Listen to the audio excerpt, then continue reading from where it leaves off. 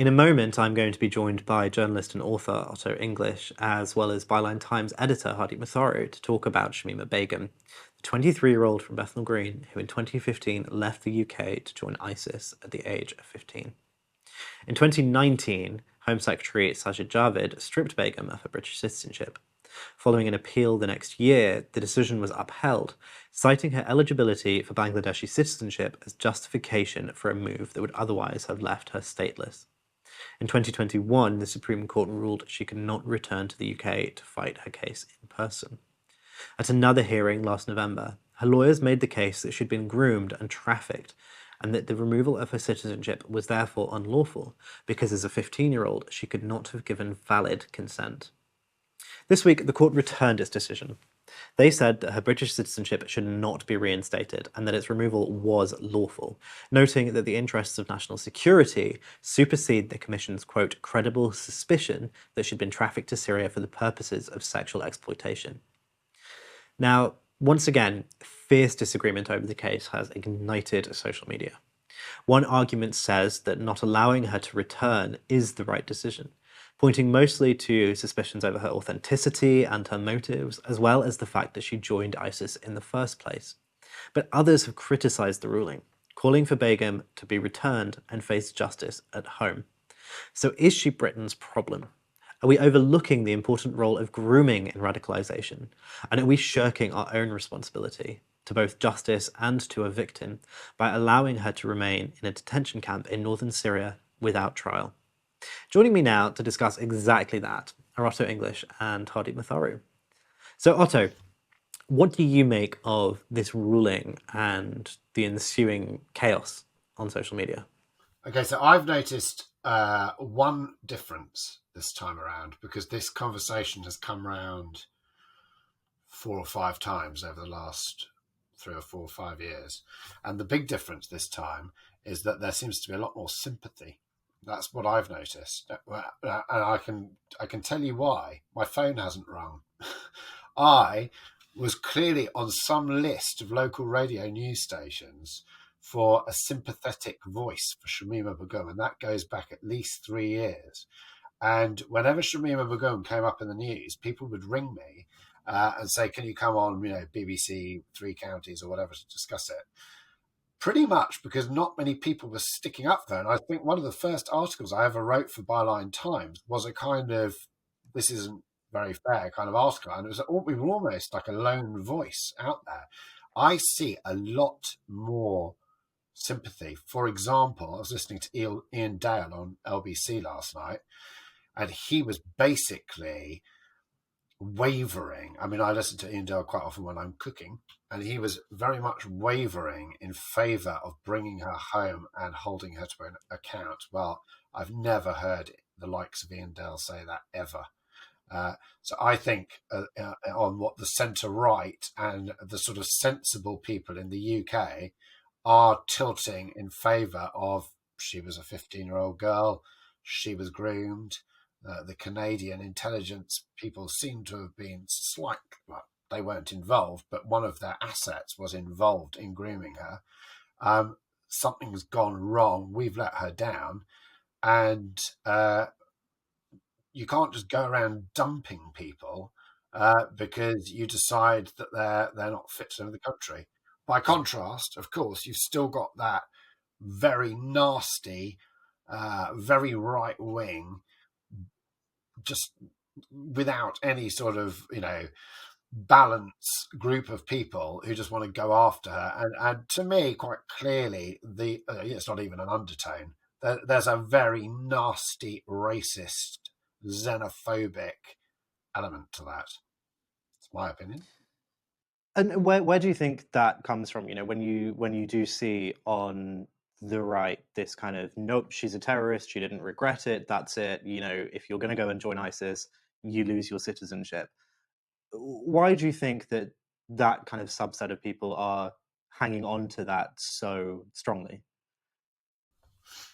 I mean, clearly it's because she's a Muslim, and and she's not white. I mean, as I pointed out, as I have pointed out for the last 3 or 4 years, If she was called Sarah Chumley Warner and she'd been groomed online by Islamic fundamentalists and taken out, the state would have done everything in its power to get her out of there.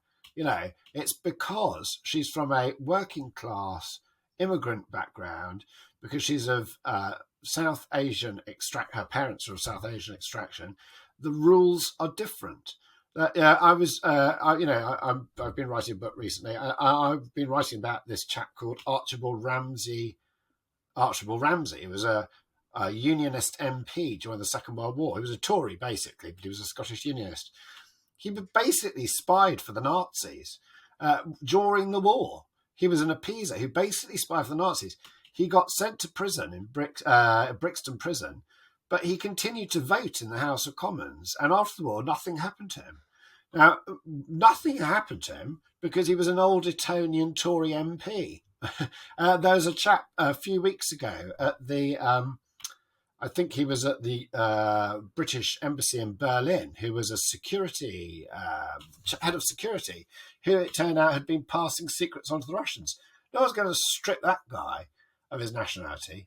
So there's this huge hypocrisy at play where people say, oh, she was working for a foreign state and she had, she was an agent of another country almost.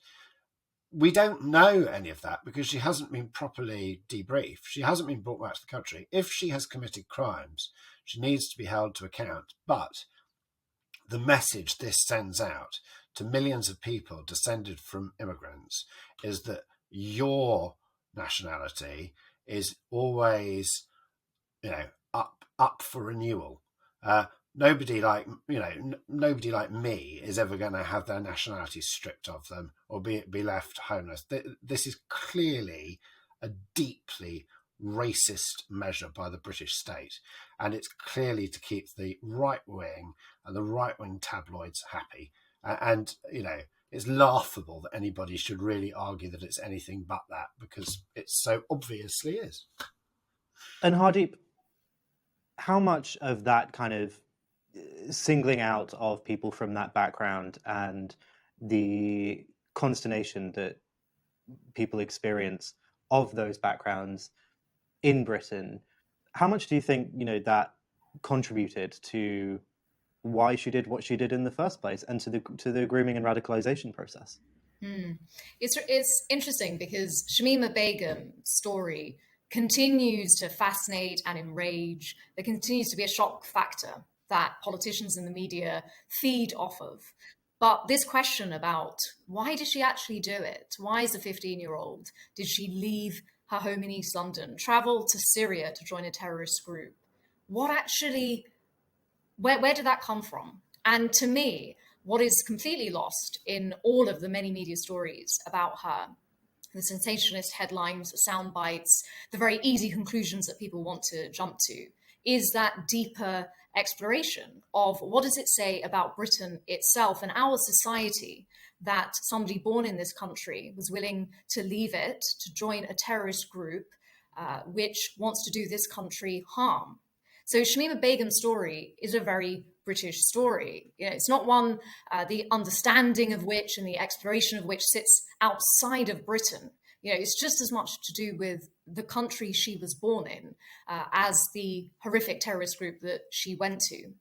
And so in this sort of discussion that's had in the media and in politicians, there's sort of this gap between her as the symbol, what she represents, the rage, or possibly the sympathy, as Andrew is saying, is starting to emerge, and the actual person who most of us don't know. We don't know her, regardless of how she presents in interviews.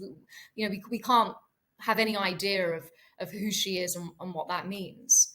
But what we can do is delve a bit deeper into some of the reasons as to why she may have done this. Now, a recent BBC documentary, I think, sort of was a kind of a fair exploration, trying to look at some of these complexities a bit more. But it too only just scratched the surface of why did she do it. Shamima Begum herself said that she felt relieved to leave the UK. in 2015, that she thought she was going to a sort of a haven utopia where her identity issues would be resolved. There was a notion that a friend of hers, Shamima Begum, who had already gone to ISIS, had encouraged her to come because, Britain was a racist place, it's Islamophobic, we're not able to be who we want to be here.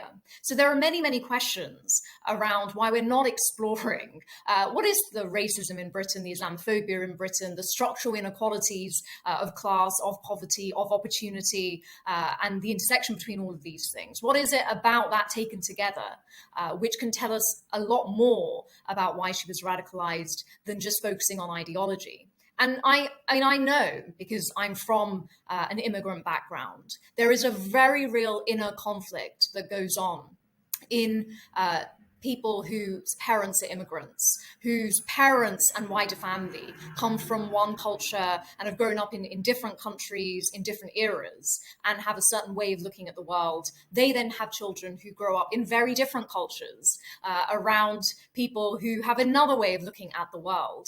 And that tension between balancing what is expected of you from your parents and your society, what is expected of you by the cultural expectations of the place you're actually living in, and then actually how you accommodate your own sense of who you are and what you want to do in the world within that. Those inner conflicts are really, really, they're really there. They do exist. And that's not to say that everybody who has these tensions joins a terrorist group. Obviously, they do not. So it's not just that. But certainly there is something about this experience, this tension between two cultures, and how the society around you fits into that, how that's accommodated, how we deal with difference in Britain when we want to be culturally dynamic. All of these questions, I think, feed in to the Shamima Begum story, but are never really looked at because it's much easier to make her a polarizing figure who we can talk about with regards to severed heads in bins, 3 children who are dead, a rehabilitation of her image with Western clothing. All of these narratives are much more expedient to politicians and the media than the much more messy complexity of what it is like growing up in Britain today with a very conflicting sense of who you are and a society that contributes to that conflict. Do you think that there is an intent by the government to sidestep those questions by revoking her citizenship, leaving her, as one of her lawyers, Gareth Peirce, says, in unlawful indefinite detention without trial? Do you think that is the intent of the government, to do that, to avoid asking and indeed answering these questions about these tensions and difficulties faced by Britain today? Yeah, I mean, it certainly sends a signal, doesn't it, that she is out of sight, she's not our problem. This sits outside of Britain. She's somebody who wishes Britain ill, and therefore she cannot come back. She cannot be made to answer questions, and we should just wash our hands of this. And I think that is a sort of deliberate policy. I think, as Andrew was saying, it plays to sort of the headlines that the media and the politicians want. But I also think we can see it elsewhere in government policy. So, for example, the review of the counter-extremism strategy Prevent that was published this month specifically said that that strategy needs to focus a lot more on ideology and how that contributes to radicalisation rather than any wider societal issues. And I think these wider societal issues, things such as belonging and identity, can seem very abstract, but actually what feeds into them and underpins them is questions, as we were saying, about class, of opportunity, of education, and the disparities in these areas, and discrimination. And so those issues are structural. They're very big things to deal with. And so instead of doing that and holding a mirror up to our own society, I think it is also easier for politicians to say, well, let's have a look at, let's sort of look into a closed idea of ideology and radicalization, instead of saying, what is it in our own society that, albeit, they're big societal issues that are hard to fix at the best of times, instead of focusing on those, let's put the emphasis back on terrorism and Islamic ideology, which is also an easier sell, if you like, to the public. And also, How much do you think that attitude that Hardeep's just outlined fits into this kind of broader culture war dynamic, or this doubling down on the culture war from the government? You know, when you've got deputy chair of the party now, Lee Anderson, talking about bringing back the death penalty, and this very kind of hardline approach to people like Shamima Begum. I mean, yeah. I mean, you've hit the nail in the. You hit that. Whatever you've done with the nail, you've hit it. You've hit it on the head. I mean, I was thinking as Hardeep talked. I've got two teenage kids. One slightly older than Shamima Begum was, and one roughly the same age she was. And so I see my children interact with the internet, and I see them get material I wouldn't necessarily want them to do. It's very easy to radicalize people, particularly if they're slightly naive. That's just in passing. As to the bigger point you just said about the government's attitude, this is a government that doesn't actually want to tackle problems. It wants to keep stirring the pot of the culture wars. It wants to keep that fire burning because it has nothing else. Yeah, there's nothing else. It's fought the Brexit war. The pandemic has kind of burned itself out. They're flailing from one policy disaster to another as Britain becomes less and less relevant in the world. Latching on to this kind of right-wing rhetoric plays well to their base. It goes down well on things like Talk TV and GB News. It's stupid, and it's bigoted, and it's xenophobic, and I think it's ultimately probably even more destructive to this country than what has already been visited upon it. But that's all the government's got left in the pot. Of course they're not going to. Of course they're not going to let her back. Of course they're going to fight it. And I know this was a legal decision, but of course they're going to celebrate it. And all of their supporters from the likes of Julia Hartley-Brewer across the right-wing media are going to support it and defend it too. It's got to that point. It's got to the point, actually, where even the Labour Party can't come out and have a rational conversation about it and feel that they have to also sort of pay lip service to that braying mob.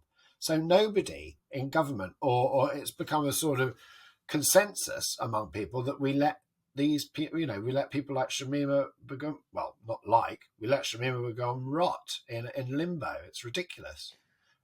It's unedifying apart from anything else. And I just think it makes, apart from all of the human rights stuff issues, all of the things it says to descendants of British people from migrant families, it just makes this country look really nasty and horrible and unforgiving. And this is a country which certain elements on the right are constantly telling us is a Christian country.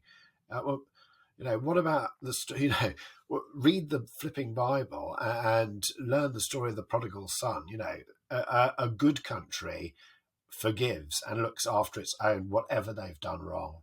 Obviously, if she was older, obviously, if she was like the White Widow or somebody like that, who was a woman in her 20s or 30s who had actively gone out and actively engaged in terrorism, we would be having a different conversation. And I would not be anywhere like as sympathetic. This boils down to her age when she went out. She was a child, and this state has a responsibility to its children, whatever they do, and a responsibility to accept that it itself might have failed in this process, and that this girl who's become such a sort of monster in the media was let down by the state. Now, speaking of her age, one thing I do want to ask is, do you think that's kind of part of the reason for the difference between Shamima Begum and, for example, Jack Letts? I totally get what you're saying about the xenophobia and the racism, but one of the things that's been kind of bandied about, particularly on Twitter in the last 24 hours, has been this idea that, will Jack Letts, who was 18 in 2014 when he left Oxfordshire to go and join ISIS, that he was a sort of white middle class boy. He had his citizenship revoked in 2019 as well. He was British Canadian, so he had Canadian citizenship as well. Where do you think that kind of falls in terms of, obviously he was 18, he was much older when he went out, but also, the idea that this has happened and it has also happened to uh, a white British person, does that perhaps point more to a kind of discomfort in Britain with the religion and Islam and also potentially the class that Shamima Begum comes from? I mean, yes. So he was 3 years older. Those three, anybody who, we've all been 15 and 18, and 15 and 18-year-old, one 15-year-old is not another 15-year-old, and one 18-year-old is not another 18-year-old. But there is a difference in how the state views you in law if you're an 18-year-old. As an 18-year-old, you are an adult. As a 15-year-old, you are a child. So it boils down to that, essentially. Shamima Begum was a child who was groomed online and lured out. He was 18, and critically, he had another nationality to fall back on. And again, in right-wing social media circles, you've got people going, "Oh, well, she was Bangladeshi." She wasn't Bangladeshi; she was British. She's never had Bangladeshi citizenship. Whereas Lee's did have Canadian citizenship and therefore did have a sort of get-out-of-jail-free card. So, it's a bit of a false comparison, really, and it's the one comparison anybody has, so they keep falling back on it. But at the end of the day, she was a child, he was an adult under the law. So, it's sort of mob justice against a 15-year-old. I mean, obviously she's now growing older, so everybody perceives her differently because she is now an adult. She is now 23 years old, so people view her as an adult. But we have to view her as that 15-year-old girl. We have to park the fact that she's now 23. We have to view what happened when she was 15, and she was groomed and lured out by IS. I mean, Shamima Begum's really a useful tool in the culture wars. But if we look at this from the point of British citizenship and human rights and the UK as a country having to protect its citizens, but also deal with citizens that have committed sort of behavior that we do not agree with. There's a lot of, in the media and in the culture war narrative, there's a lot about the personality of Shamima Begum. Now, she's a woman of color, she's Muslim, she's young. There's a lot of discussion about her personality traits. She could be narcissistic. She knows exactly what she's doing. She just doesn't come across as very sympathetic. At the best of times, why would you have any empathy for this person? We definitely shouldn't, based on how she presents in interviews. It's very much driven by perceptions of her personality, which I think can then be weaponized. And she's a figure, as I said, a symbol. It's almost not even about anymore just what happened. It's what she's come to represent. Now, that perception of what she represents and what she brings out in people and their emotions around her is very different from the rule of law and the British state and citizenship. These are different things. And just because a person makes you feel a certain way is not a justification to say that this person is nothing more to do with us, should lose their citizenship. Now, the decision itself was based on the Secretary of State believing that the security services say that she is still a threat. So there isn't, it's not that there hasn't been a basis given for the decision. But what we've got to remember is that this decision by a politician, Sajid Javid, who's Home Secretary at the time, it plays out against a backdrop of the culture within the media and politics of the time. And as Andrew has said, there's a lot of weaponization in recent years around race, Islam, and British values. And I think other people have made this point that actually what we've seen is a subtle and not so subtle shift actually in this country away from necessarily issues of race and people being of different color and facing discrimination, although that is still a massive problem, to this notion of their values and what they believe, and that being the basis of discrimination. I think the Begum case really highlights that. And finally, say she does at some point in the future, if, as Otto says, kind of public opinion is turning and there's more sympathy toward her. If it does, end up being the case that she comes back to Britain, faces trial, and presumably, I would imagine, ends up in prison. Is there a problem there, presuming that, whether she has been de-radicalized, really, when prisons are notorious, as kind of hotbeds of radicalization, prevent, lots of studies have shown us that there is a problem with radicalization in extreme settings such as prisons.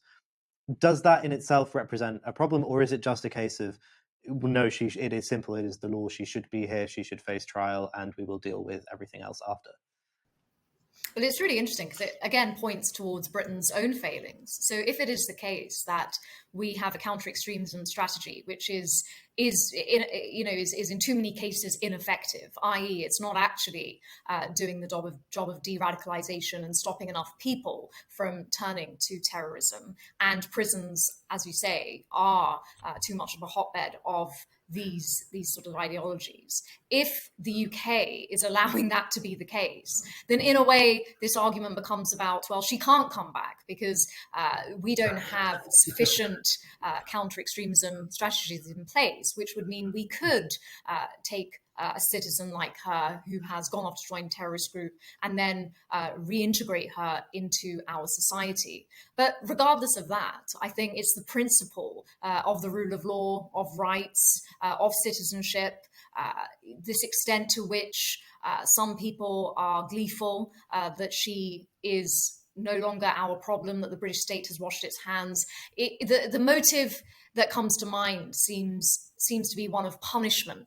And again, the rule of law and a rights-based politics, which the UK does have, is not necessarily about punishment or being punitive. It's being fair. And so what is fair is for her to come back here and face justice. She would have to do that, and she should. What is warping any discussion around Shamima Begum is this notion that we want to punish her, and she is a symbol of that. She evokes many different emotional reactions for many different people, and I think in all of that we're forgetting the complexities at the heart of it, and actually the rights at the heart of it as citizens that we should be concerned could be taken away from us. Hardeep, Otto, thank you so much. Thank you. Thank you.